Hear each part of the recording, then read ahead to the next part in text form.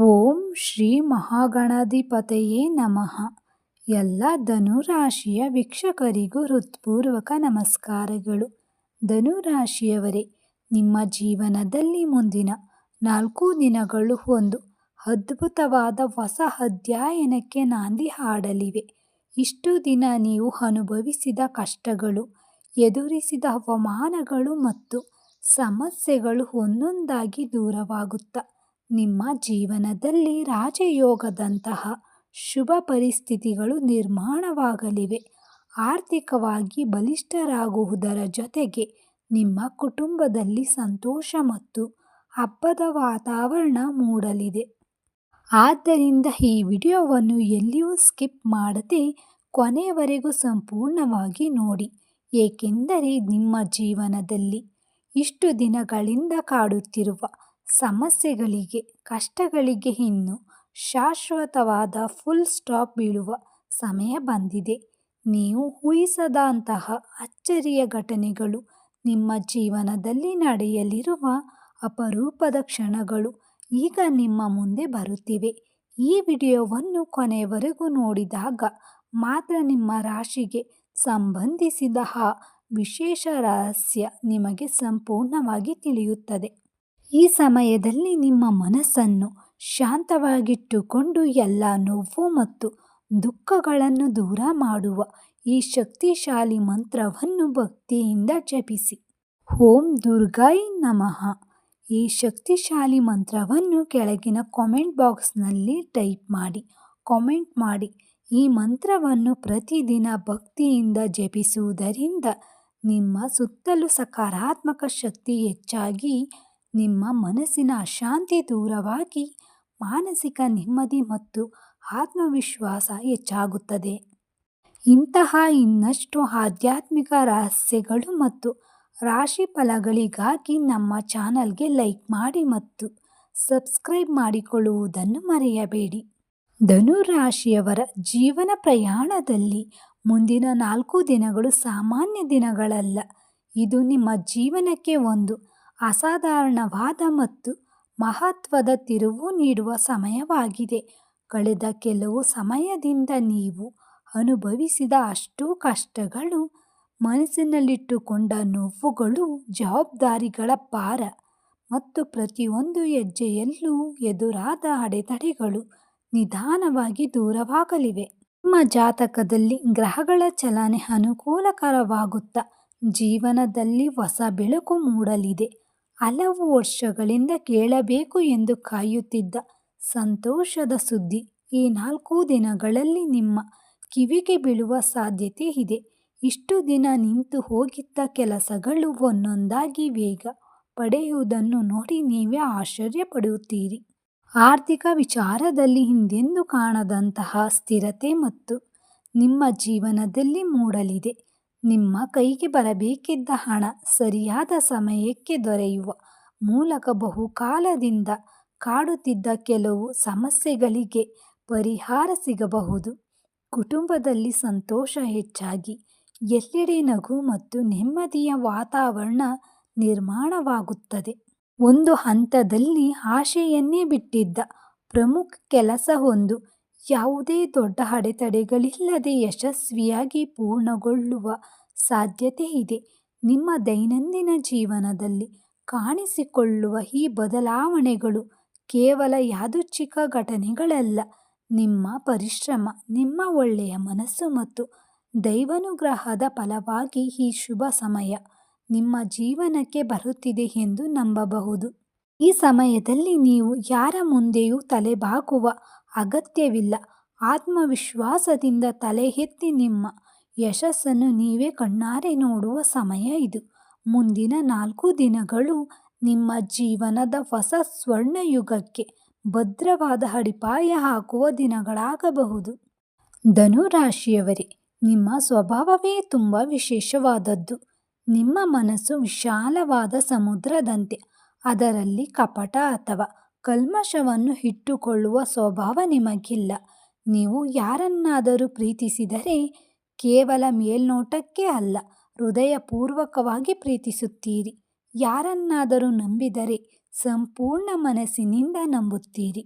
ಆದರೆ ಈ ಪ್ರಪಂಚದಲ್ಲಿ ನಿಮ್ಮಂತಹ ಸ್ವಚ್ಛವಾದ ಮನಸ್ಸಿನ ಜನರು ಎಲ್ಲರೂ ಇರುವುದಿಲ್ಲ. ನಿಮ್ಮ ಮೌನವನ್ನು ಕೆಲವರು ನಿಮ್ಮ ದೌರ್ಬಲ್ಯವೆಂದು ಭಾವಿಸಿದ್ದಾರೆ. ನಿಮ್ಮ ನಿಸ್ವಾರ್ಥತೆಯನ್ನು ನೋಡಿ ನೀವು ಸುಲಭವಾಗಿ ಮೋಸ ಹೋಗುವ ವ್ಯಕ್ತಿ ಎಂದು ಕೆಲವರು ತಪ್ಪಾಗಿ ಅರ್ಥ ಮಾಡಿಕೊಂಡಿದ್ದಾರೆ. ಆದರೆ ಕಾಲ ಯಾವಾಗಲೂ ಒಂದೇ ರೀತಿ ಇರುವುದಿಲ್ಲ.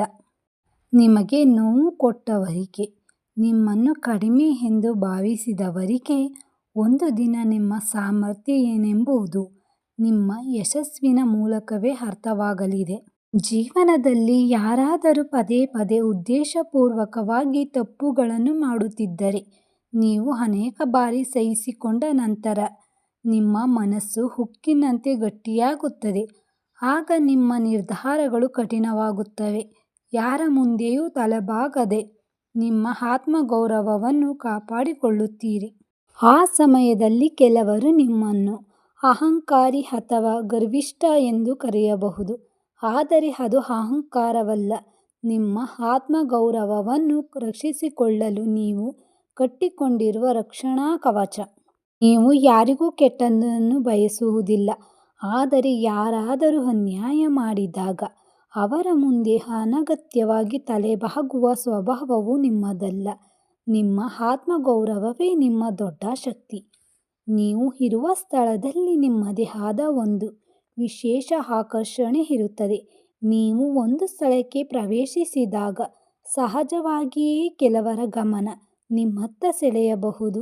ನಿಮ್ಮ ಮಾತಿನಲ್ಲಿ, ನಿಮ್ಮ ನಡೆಯಲ್ಲಿ ಮತ್ತು ನಿಮ್ಮ ಆಲೋಚನೆಗಳಲ್ಲಿ ಒಂದು ವಿಶೇಷವಾದ ಆತ್ಮವಿಶ್ವಾಸ ಕಾಣಿಸುತ್ತದೆ. ಆದರೆ ನಿಮ್ಮ ಈ ಬೆಳವಣಿಗೆಯನ್ನು ಎಲ್ಲರೂ ಸಹಿಸಿಕೊಳ್ಳುವುದಿಲ್ಲ. ನಿಮ್ಮ ಪ್ರತಿಭೆಯನ್ನು ನೋಡಿ ಸಂತೋಷಪಡುವವರ ಜೊತೆಗೆ ನಿಮ್ಮ ಏಳಿಗೆಯನ್ನು ಕಂಡು ಒಳಗೊಳಗೆ ಅಸೂಯೆ ಪಡುವವರು ಇರಬಹುದು. ನೀವು ಮುಂದೆ ಬರಲು ಪ್ರಯತ್ನಿಸಿದಾಗ ನಿಮ್ಮ ದಾರಿಗೆ ಅಡ್ಡಿಯಾಗಲು ಪ್ರಯತ್ನಿಸುವವರು ಎದುರಾಗಬಹುದು. ಕೆಲವೊಮ್ಮೆ ಕಷ್ಟದ ಸಮಯದಲ್ಲಿ ನಿಮ್ಮ ಜೊತೆ ಇದ್ದವರು ಸಮಯ ಬದಲಾಗುತ್ತಿದ್ದಂತೆ ನಿಮ್ಮ ವಿರುದ್ಧವಾಗಬಹುದು. ಇಂತಹ ಪರಿಸ್ಥಿತಿಗಳನ್ನು ನೋಡಿ ನೀವು ಕುಗ್ಗಲೇಬೇಕಾಗಿಲ್ಲ. ಏಕೆಂದರೆ ನಿಮ್ಮ ಜೀವನದಲ್ಲಿ ಎದುರಾಗುವ ಪ್ರತಿಯೊಂದು ವಿರೋಧವೂ ನಿಮ್ಮನ್ನು ಇನ್ನಷ್ಟು ಬಲಿಷ್ಠರನ್ನಾಗಿ ಮಾಡುವ ಮೆಟ್ಟಿಲುಗಳಾಗಬಹುದು. ನಿಮ್ಮನ್ನು ಕೆಳಗೆ ಎಳೆಯಲು ಯಾರೇ ಪ್ರಯತ್ನಿಸಿದರೂ ನಿಮ್ಮ ಆತ್ಮವಿಶ್ವಾಸವನ್ನು ನೀವು ಕಳೆದುಕೊಳ್ಳಬೇಡಿ. ನಿಮ್ಮ ಬಾಲ್ಯದಿಂದ ಇಲ್ಲಿಯವರೆಗೆ ಜೀವನ ಪ್ರಯಾಣವು ಸುಲಭವಾಗಿರಲಿಲ್ಲ. ಹಲವಾರು ಸಂದರ್ಭಗಳಲ್ಲಿ ನಿಮ್ಮ ವಯಸ್ಸಿಗೆ ಮೀರಿದ ಜವಾಬ್ದಾರಿಗಳನ್ನು ನೀವು ಹೊತ್ತಿರಬಹುದು. ಇತರರು ಸಂತೋಷವಾಗಿ ಜೀವನ ನಡೆಸುತ್ತಿದ್ದ ಸಮಯದಲ್ಲಿ ನೀವು ಕುಟುಂಬದ ಜವಾಬ್ದಾರಿಗಳನ್ನು ಹೊತ್ತುಕೊಂಡಿರಬಹುದು. ನಿಮಗೆ ಬೇಕಾದಷ್ಟು ಪ್ರೀತಿ, ಬೆಂಬಲ ಮತ್ತು ಭಾವನಾತ್ಮಕ ಸಹಾಯ ಸಿಗದೆ ನಿರಾಶೆ ಅನುಭವಿಸಿದ ಸಂದರ್ಭಗಳಲ್ಲೂ ಇರಬಹುದು.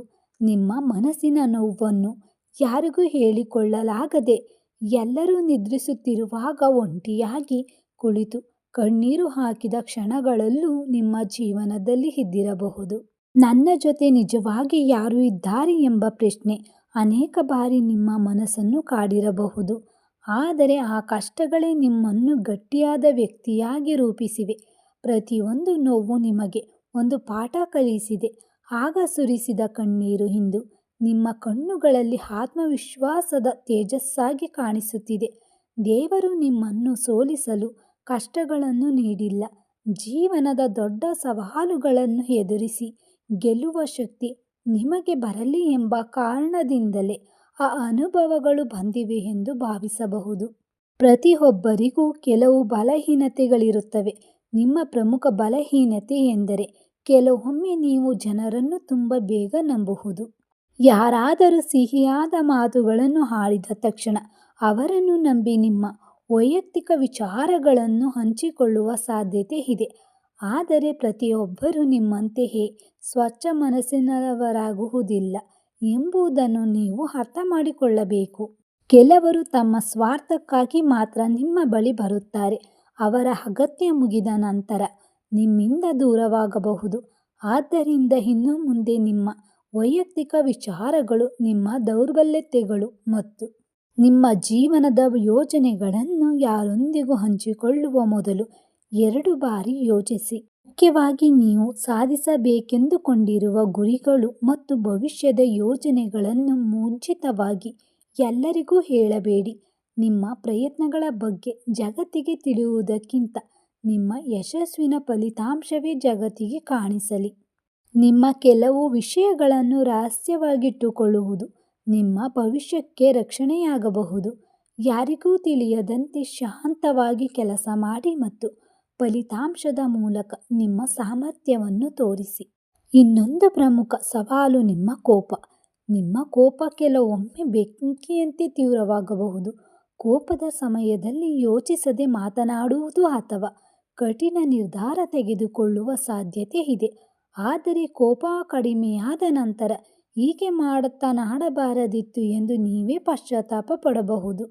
ಆದ್ದರಿಂದ ಮುಂದಿನ 4 ದಿನಗಳಲ್ಲಿ ಯಾವುದೇ ಪರಿಸ್ಥಿತಿಯಲ್ಲಿಯೂ ಆತುರದಿಂದ ಅಥವಾ ಕೋಪದಿಂದ ದೊಡ್ಡ ನಿರ್ಧಾರಗಳನ್ನು ತೆಗೆದುಕೊಳ್ಳಬೇಡಿ.